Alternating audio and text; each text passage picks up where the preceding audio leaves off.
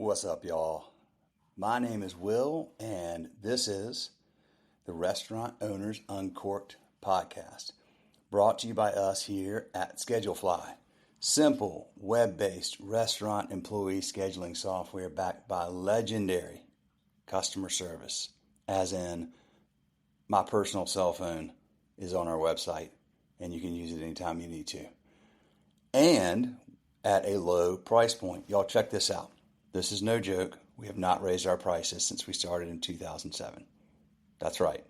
18 years, our price chart's the same now as it was when we started in 2007.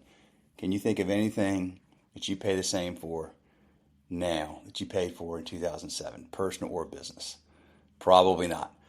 Meanwhile, all of our competitors are backed by venture capital, private equity. Prices keep going up, up, up, up, up. Service keeps going down, down, down. So, y'all, our customers pay us an average of $40 a month per location. Think about that. About $1 a day. A little over $1 a day. Simplify scheduling, communication, missed shifts, all that comes in with creating a schedule and managing that schedule throughout the week for just over $1 a day. If you're on pencil and paper or Excel and you have scheduling or communication headaches, we got some aspirin for you. Simple solution. If you were on a competitive product, are you happy? Maybe you are. Are you happy with what you're paying? Maybe you are. But if there's any doubt there, give us a shot. Easy, schedulefly.com, 30-day free trial, no contract, no credit card on the front end. Just do the trial. If you love it, you can start paying us. If you don't, all good. We'll leave you alone. Schedulefly.com. Also, as you listen to this podcast, another great episode of this podcast, we've been doing this for 10 years now, over 10 years. And we love doing this, and we will always do this. What we would really love, if you like this podcast, if you're on Spotify or Apple Podcasts or whatever player you're on, do me a favor, please. Pause it right now and give us a rating. Hopefully 5 stars. Hopefully it's great content and you give us 5 stars. We really love that. More importantly, or as importantly, if you add a comment in there, that helps even more. The reason I ask this is because the more ratings and the more comments we get, the more these algorithms will put this in front of people like you that want to hear their peers, share their stories, and get education and advice from other restaurant owners, or for people that are considering being a restaurant owner. Or for those of you that own restaurants and just want therapy, as some of our listeners tell me, it's just nice to hear other people having the same issues. So please give us a rating. Stop now, hit pause, do the rating, come on back, and enjoy another episode of Restaurant Owners Uncorked, brought to you by ScheduleFly. Thank y'all. See ya. Hey, Will, how's it going? What's up, Ross? How are you? Dude, I'm great, man. How are you doing? Doing good. Can't complain. Just installed 2 new AC units in here, so feeling cool. So I like it. Well, that's probably a good thing to have down in Mississippi in the summer. Yeah, absolutely. Well, dude, thank you for taking the time to do this today, man. Yeah, absolutely. Happy to do it. I tell you what, so I'm going to pick up and walk down to my office, which has slightly better acoustics. And then just do me a favor, man. Introduce yourself. Tell us where you are and what businesses you own, and do a quick intro and we'll dive right in. Okay. Hi, my name is Ross Hester. I'm the owner of Good Day Cafe and Bar Muse in Oxford, Mississippi. Oxford, Mississippi. I really like that town, man. I was through there, gosh, I guess it was around 2021. My family of 5 that we live here in the Charlotte, North Carolina area. Mhm. And I decided it would be a really good idea for us to all go out to Boulder, Colorado in an RV. And we made it out there. I thought it was awesome, but I was one of the 5 that enjoyed it. So the short version is that my family, I wound up flying them back, and I drove the RV back by myself. And I'd always wanted to see Oxford. It just seems like a beautiful town. Read a bunch of John Grisham books when I was younger. So that was on my route on the way back, and I stopped there for a day. I went over to St. Leo, hung out with Emily Blunt, and I went to that, I can't remember the name of it, but that bookstore there that's like one of the biggest independent bookstores anywhere. Yeah, Square Books. Square Books. That place is freaking incredible. Hung out there like half a day, man. But your town is incredible. It's a really nice place. Did you grow up there? No, I came here for college in 2014, and Okay. just never left. I just fell in love with the town. Where are you from? I'm from Ridgeland, Mississippi originally, which is right outside Jackson. Okay, gotcha. So you came there in 2014. You came there in 2014? Hmm. Okay, so dude, so then were you working in restaurants there while you were in college? Yeah, I actually worked at St. Leo, so we actually met briefly when you stopped by, but I started at St. Leo in 2016. Oh, that was you. Yeah, Holy cow, I did not connect the dots. You were there that day. I remember yeah, meeting you. Oh man.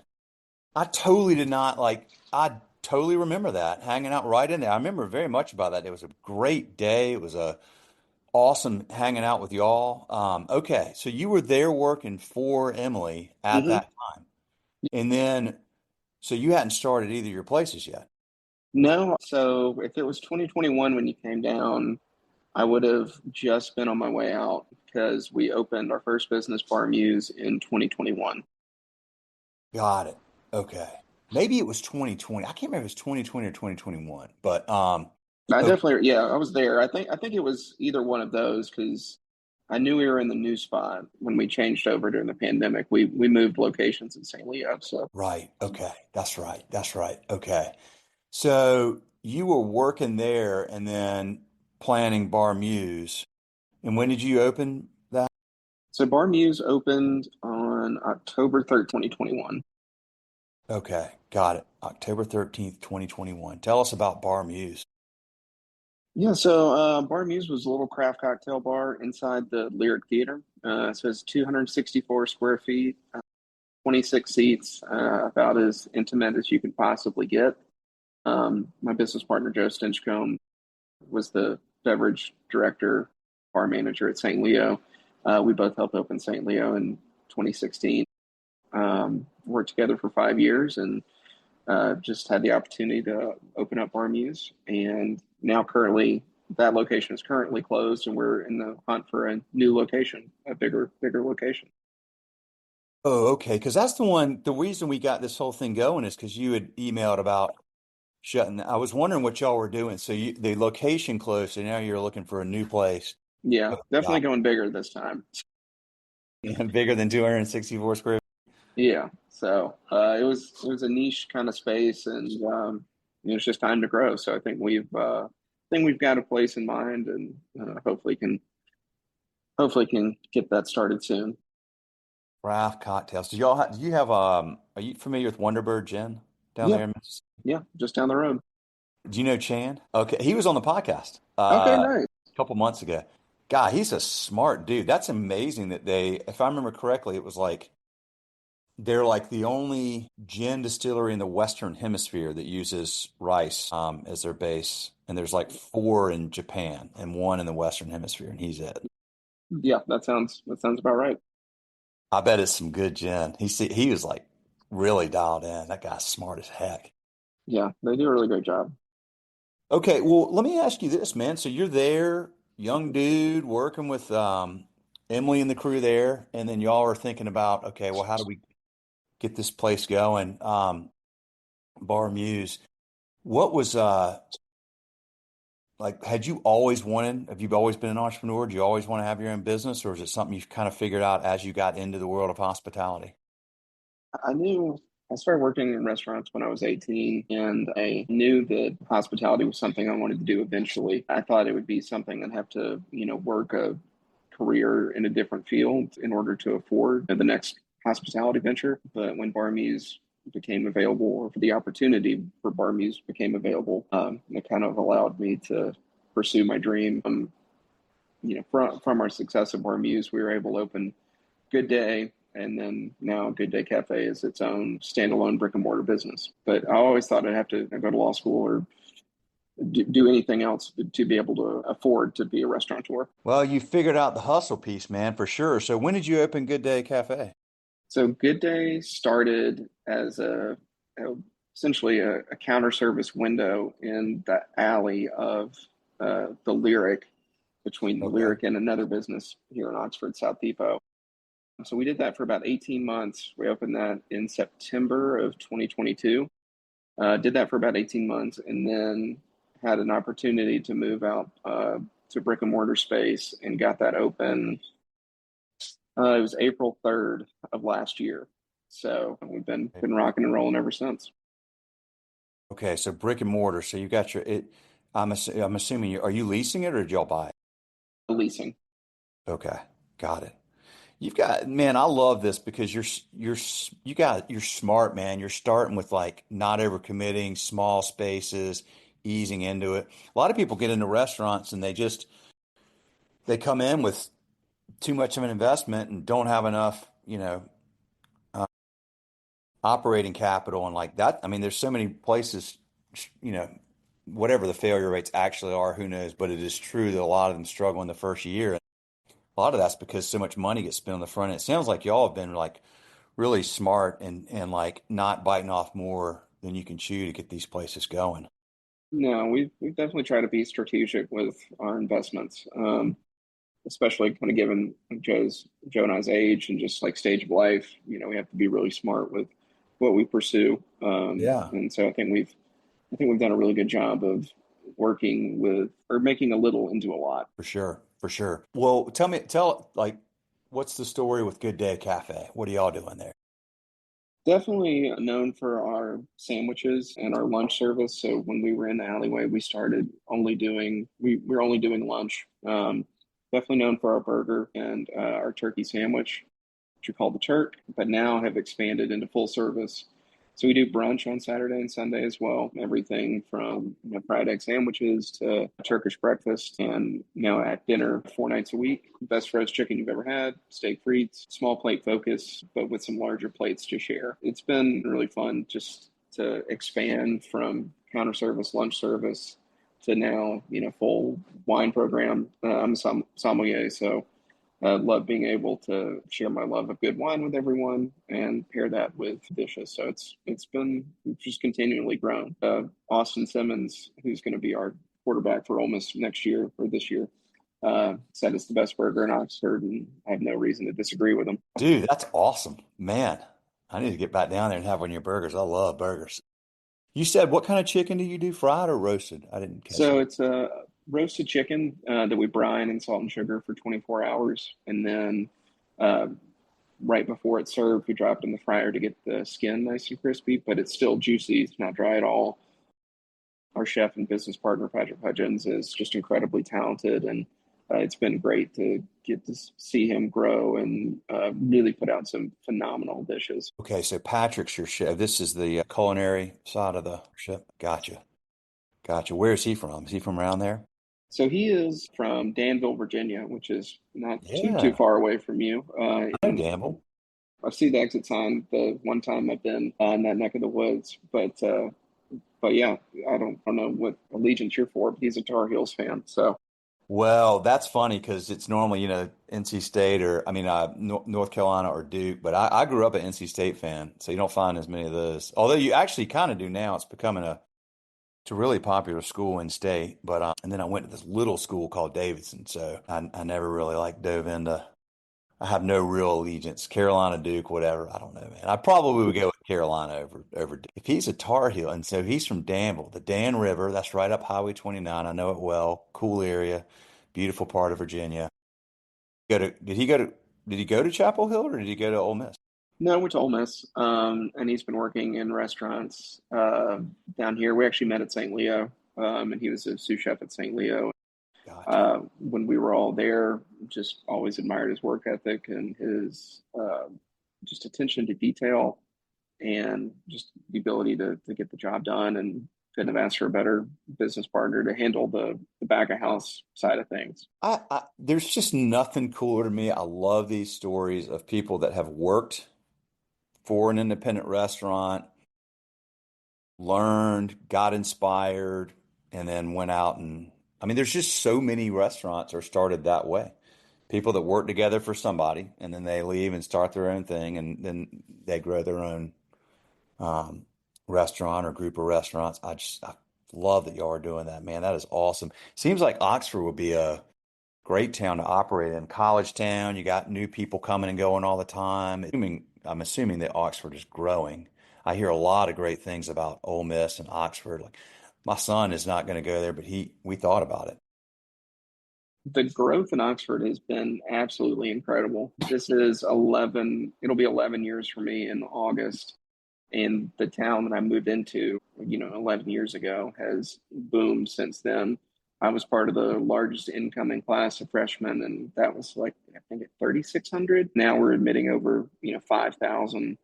The football success translates to more enrollment. We call it the blind side effect here because whenever that movie came out, enrollment shot up, and now that Ole Miss is pretty relevant for football again, we just see more and more growth. We see a lot of out of state growth from the Dallas area and even Okay. Atlanta. So when you have really great state schools in Dallas or in Texas rather, you see people come into Mississippi and realize like, wow, this is actually a lot cheaper, and end up Right. buying houses here, and it's just great for the town, great for really everyone involved. And the downside is the cyclical nature of it. We're slow in January when the kids go home, but who isn't? But you know, Ole Miss has turned into a year-round thing. It's pretty much except for January. I mean, every week in the month of May and June, there's pretty much an orientation. So getting to see a lot of new faces, and you make a good first impression, and you got a customer for the next 4 to 5 years. Yeah, well, it's funny you said that. My wife and my 18-year-old son are at East Carolina right now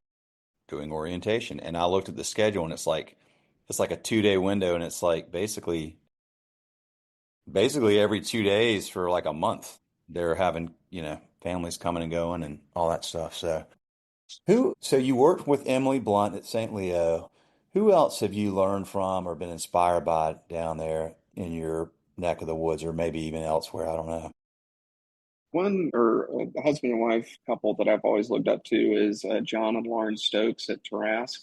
Um, and they have done just a phenomenal job of, I don't want to say our paths are super similar, but Trask started very, very small. I mean, I think they were just doing catered dinners, and now they've grown into a new building, huge following, a lot of takeout, BYOB, classic Italian food, just really great. And I've always looked up to them. One thing for us is we always like to work with our employees, not have our employees work for us. We work with you. Yeah. And, Joe, Patrick, and I are in the building. We don't have any other managers really. We have one manager that will fill in if we need a break or something. But like we're on the floor with them, and just like John's still in the kitchen cooking, Lauren has another job, but also still is running the front of house at Trask. So I've always really looked up to them, and they're the nicest people you'll ever meet. So I've always really admired them, and even the former tenant of this space, a guy named Corbin Evans, and we actually followed the same path when starting in the Lyric and then starting restaurant in this space. So have shared spaces, and he's been super helpful with anything and questions about the building or um, so those are some of the people that I've looked up to besides Emily and Joey at St. Leo. Working with your employees and not having them work for you. Yeah, that's great leadership. Why do you think that's important? I have my thoughts, but For me, it's always been um, that I would never ask an employee to do something that I'm not comfortable doing. I'm not like I still clean the toilets here. Um, and I think it's pretty uninspiring to have people tell you what to do when I think it's better to lead by example. That's just how I always felt about leadership and really servant leadership, trying to serve your employees, because if you take care of your employees, then they'll take care of the guests, and that's really what hospitality is all about. amen. Love that. You just nailed it. Serving with a servant's heart, man. I love that. Yeah, it's tough. I think it's really very challenging for somebody to work for somebody who has them doing something that they've never seen that person do themselves or that that person never has done themselves. You can't really understand and empathize with your team unless you've done every piece of it and know what it's like to do that. 100%.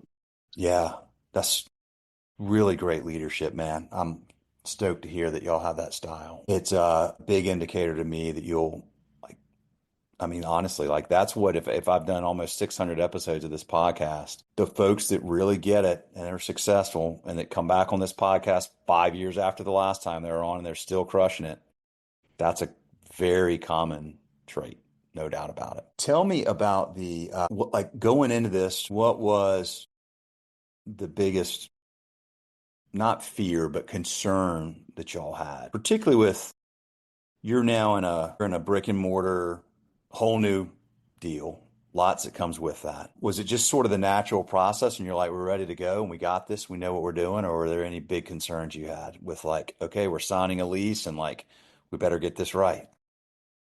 I didn't want to say we had any huge concerns. The opportunity to have your own space was something that we could not pass up.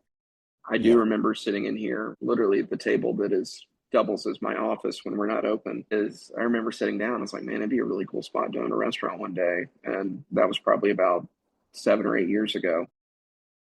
But I mean, it was no fear, but it was always kind of like a shark mentality. You got to move forward to grow. You can't stay still. And we could have been in the alley for as long as we wanted in terms of how or what we thought that we needed to grow this business and take it to the next level required a brick and mortar space. I love wine and love getting to share good wine with people. And that was something we were never going to be able to do in that alleyway space. Same thing with the cocktails here that Joe does. That it's we weren't ever going to be able to combine the food and drink aspect in any other space other than in our own brick and mortar. So that was what we always really wanted to do to move forward and to grow. Yeah. Okay. Good deal. Is there anything that surprised you as being an owner versus when you were working for somebody? Now you're have all these responsibilities. Anything about it that's you didn't expect?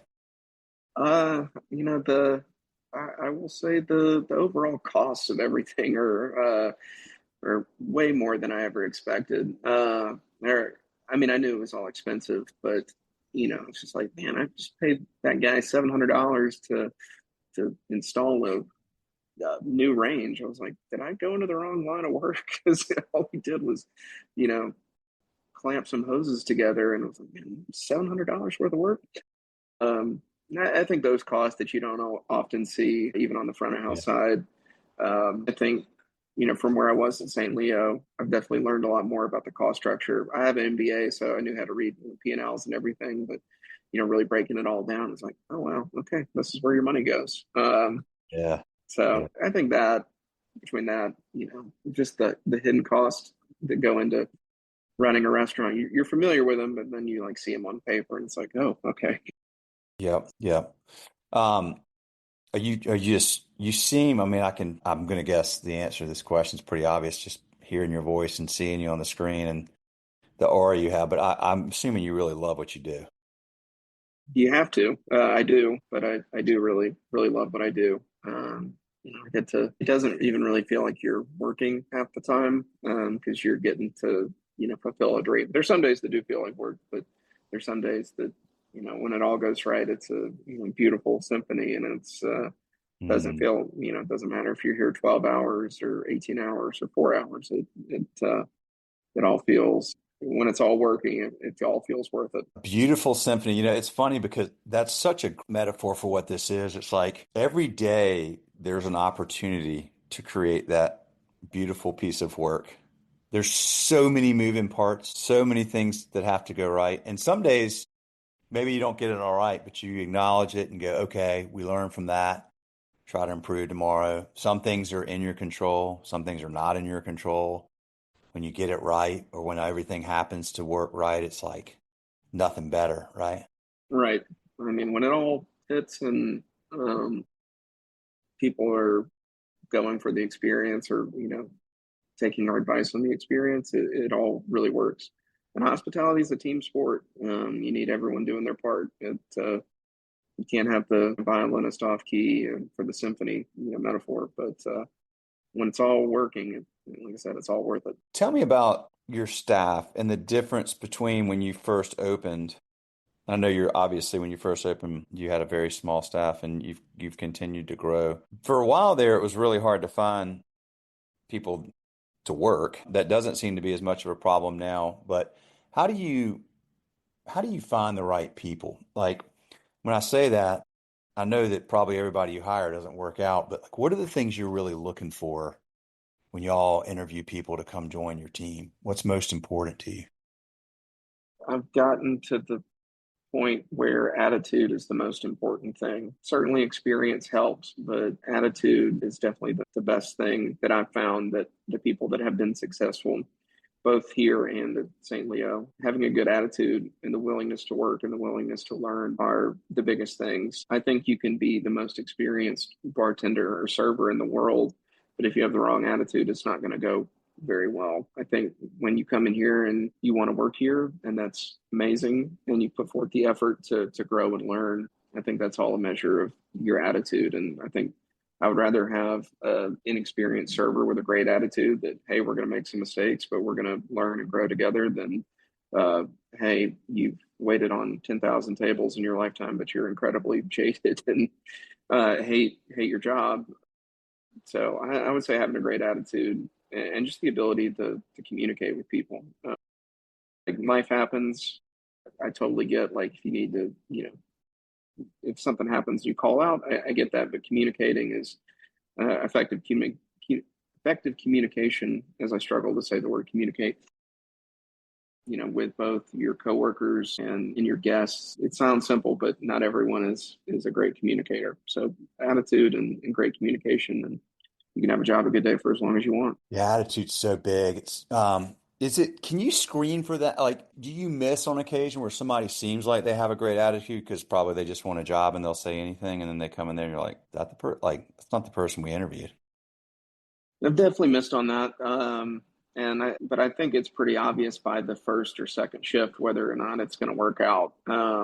Yeah. I've definitely developed that gut feeling to where if it doesn't feel right after like day one, it's like, all right, what's going on? What did I miss? And I feel like those problems tend to work themselves out because I think one thing that I'm super proud of that I built and that our Joe, Patrick, and I built is an environment where people enjoy coming to work. And I think, whatever the financial successes or failures that we have, I think I can always look back on that time and say, like, hey, I built a place that people really enjoy coming to work.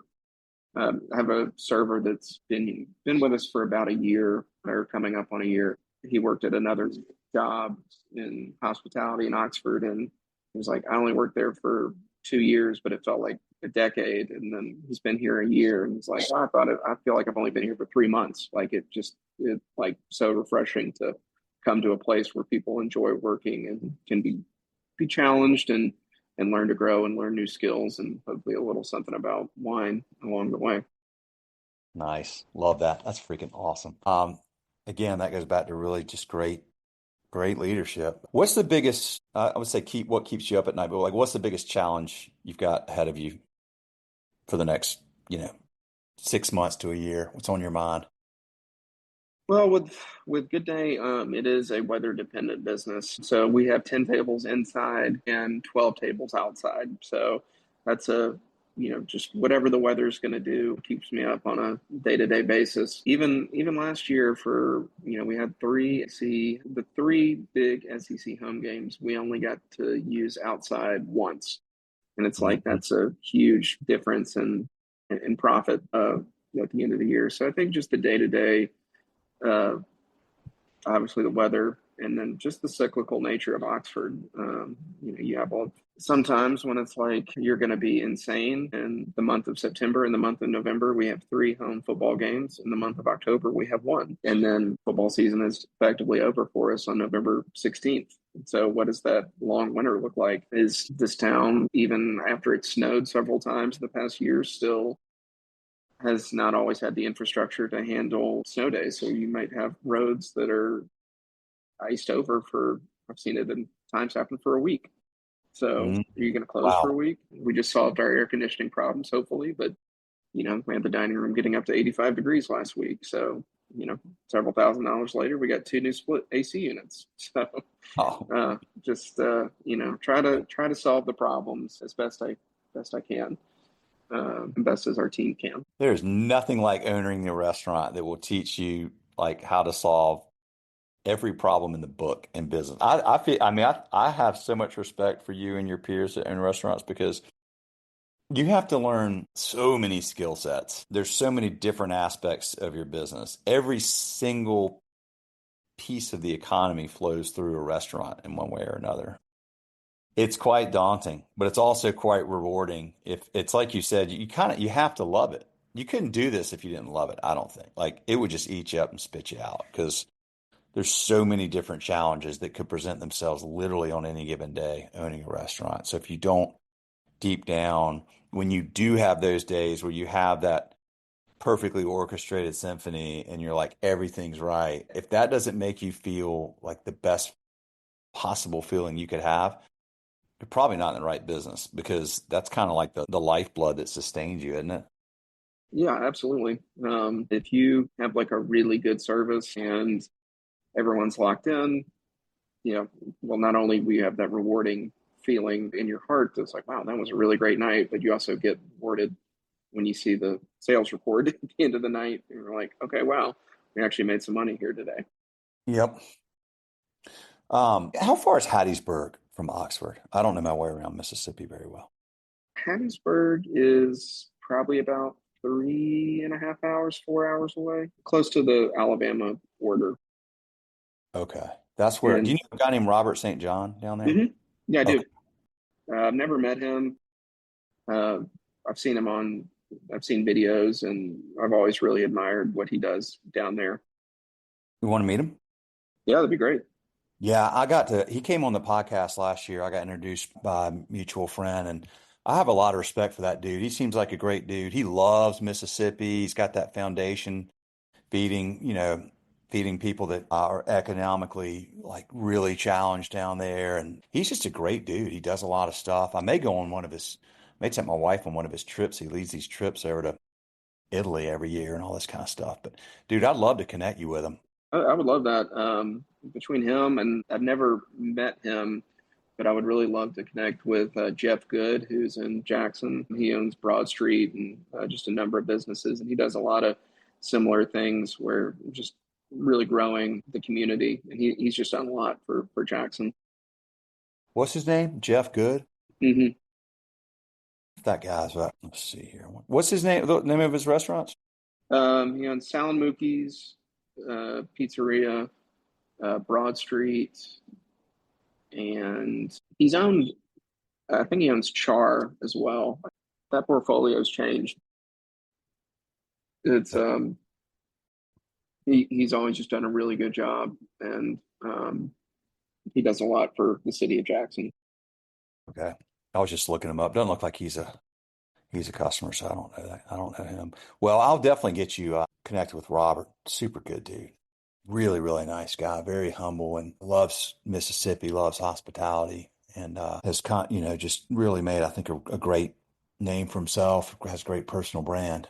So, what's next for y'all? So you've got Uh, so is we were in the Lyric Theater, which is a historic theater in Oxford in downtown on the square.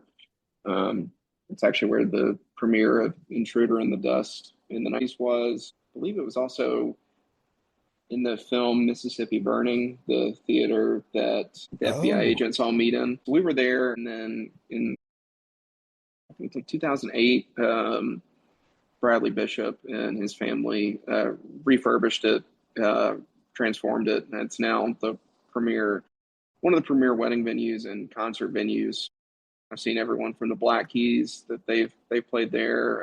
wow, Before my time, Snoop Dogg was there. I know. I think Willie Nelson played there as well. I mean, it's just man, the list of awesome. people that have played there is been crazy. But no, we just had this little two rooms just on the side of the building that they were always planning to make a cocktail bar for themselves, and um, we just had the opportunity to take it over, and we had a great partnership with them. But we just needed more space to grow, so we're on the hunt for a new space, and so that'll be the next project. That will take up a lot of my attention whenever we get that going again. I just looked up the lyric. It says it was originally a livery stable owned by William Faulkner's family in the early part of Hmm. the. What a historic place. Golly, that's freaking awesome. Um, so how much space will you need? Like, I mean, I'm sure it varies, but like, what's your ideal spot? I would say it's around 2,000 square feet. Okay. I think you can also get a full kitchen in there, serve some really great bar snacks. I think one thing, if you look up Bar Muse on Instagram, it's how intimate it felt. Trying to be, I guess, more practical with space, but without losing that intimate feel. Yeah.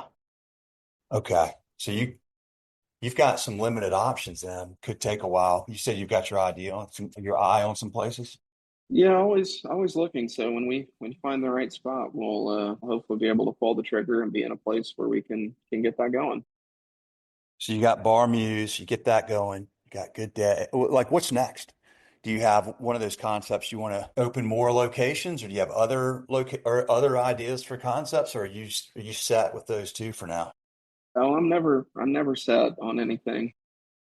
I didn't think so.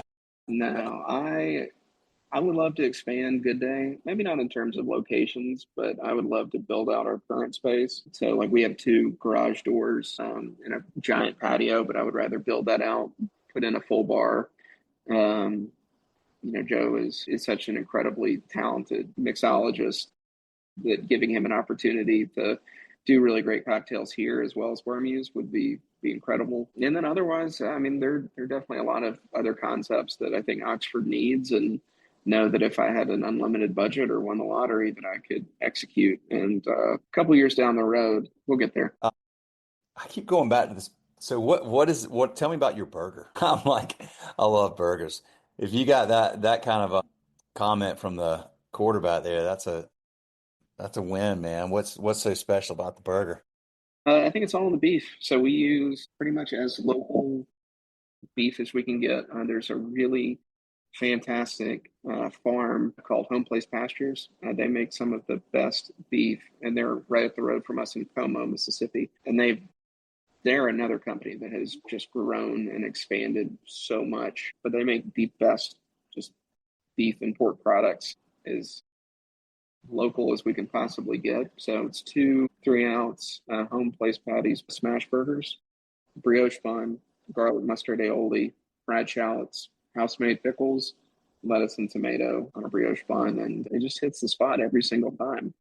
I don't know how many I've had in the almost 3 years that we've been doing this, but it's well into double digits, if not triple digits, and it Mm, never gets old. nice. Well, so congrats on just congrats on everything you're doing, man. Like, such a cool story. There's nothing better than these types of stories. I really never tire of having the opportunity to share stories of people who, I mean, you were thinking about being a lawyer. Did I hear that?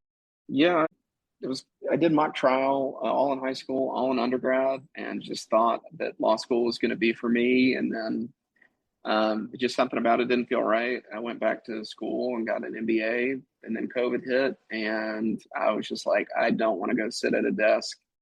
I was just like, found that out about myself doing those classes where they're all like, oh, you should go work for FedEx or go do this, and I'm like, I can't be employee number 10,570 whatever. I just can't do that. It's just not who I am. And it was always just the restaurant aspect of it was too appealing to ever pass up. So thankful for the time that I had at St. Leo, getting to grow that, to help grow that business. And Emily and Joey are great people and great people to work for. So thankful for my time there that helped me and Joe and Patrick to get where we are now. That's awesome. We got plenty of lawyers, man. We got plenty of MBAs that follow the normal path and are sitting in a cube or an office, and they are employee number 10,000. So I'm really glad you and your partners there are doing what you're doing, dude. It's like, I mean, there's just nothing better than a really well thought out, well run, independent restaurant. Like, they are the hubs of our communities. They're what makes communities great. You can't talk about like when you say, "Oh, I love that town or that city or whatever." Why is it you love it? You can't get through three or four reasons before it's because, well, all these cool independent restaurants and bars and stuff like that. Like that's what creates the culture and the vibe and the attractiveness to places like Oxford. So I'm glad y'all are doing what you're doing. I appreciate you taking the time to do this, and I appreciate the business, man. I mean, like, thank you from Schedulefly. We appreciate y'all. Yeah, absolutely. Happy to. That's awesome, dude. Thank you for saying that. I appreciate that. Well, listen, stay cool. Have a good day. Glad you got the AC working. Sorry you had to spend all that money, but it is what it is, right? I really It's all appreciate worth it. Yeah, thank you, Ross, and thank your partners and your team. Anytime you need anything, you just let me know. I'm your guy, and I hope you give me yet another reason. I really want to get back to Mississippi. I told Robert I want to come see him sometime. So at some point, maybe this fall, I'm gonna make a road trip and get down there, and we'll hang out. And I will definitely follow up today or tomorrow and get you and Robert connected via email or whatever, so y'all can start a conversation. Yeah, that'd be great. Thank you so much, Will. I really appreciate it. All right, man. Have a good one. You Have a good too. rest of the day. See ya.